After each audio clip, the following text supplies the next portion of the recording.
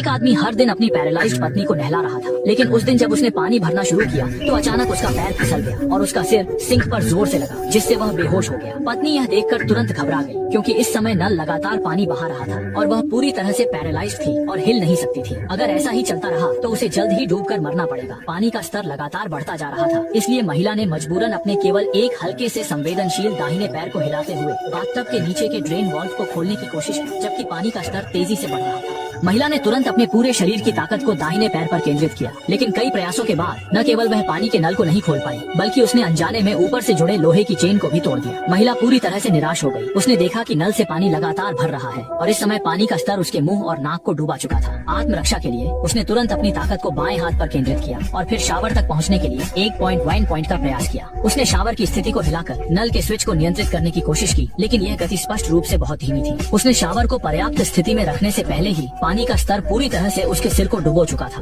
डूबने का एहसास हुआ। उसने अचानक एक जोर लगाया, नल घुमाकर पानी धीमा किया, पर बढ़ता पानी उसे जीवन के खतरे से बाहर नहीं निकाल सका। सांस खत्म होने पर महिला ने अपने शरीर को ढीला किया, अपने दाहिने पैर को स्वाभाविक रूप से तैरने दिया और फिर एक जोर से धक्का देकर नीचे के निकासी को खोल दिया। पानी का स्तर अचानक गिरने लगा। कुछ पानी और निकालने के बाद महिला का सिर अंततः पानी की सतह से बाहर आया। जीवित रहने की दृढ़ इच्छा के कारण उसने अपनी जान बचा ली, लेकिन इस समय उसने आश्चर्यचकित होकर पाया कि मृत्यु के करीब का अनुभव उसे चमत्कारिक रूप से पूरी तरह से संवेदनशील बना दिया। उसने सोचा नहीं था कि 30 साल से पैरालाइज्ड शरीर एक दुर्घटना के कारण नई जिंदगी पालेगा। उसने अपने हाथों को बाथटब के किनारे पर रखा और फिर उठकर पति की चोटों को देखने का प्रयास किया, लेकिन अजीब बात यह थी कि जो पति अभी गिरा था वह अचानक गायब हो गया। जमीन पर खून के धब्बे देखकर तुरंत निराशा में डूब गई। पति तो बेहोश नहीं थे, फिर क्यों देख रहे थे कि वह लगभग डूबकर मर गई? क्या पति उसे मारना चाहते थे? यह सोचकर उसने जल्दी से यूलियान को पकड़कर बाथटब से बाहर निकलने की कोशिश की, लेकिन उसकी शरीर अभी तक ताकत नहीं पाई थी और वह फिर से जमीन पर गिर गई। उसने जल्दी से संघर्ष करते हुए अपने शरीर को खड़ा किया, फिर लड़खड़ाते हुए बिस्तर के पास गई। पुलिस को फोन करने का प्रयास करने लगी, लेकिन जैसे ही उसने फोन उठाया, दरवाजे की दरार से अजीब काली छाया देखी। उसे याद आया कि उसकी दोस्त ने कहा था कि पति का किसी और के साथ अफेयर है और उसने पहले इसे नहीं माना था, लेकिन अब सोचने पर उसकी दोस्त की बात एकदम सच थी।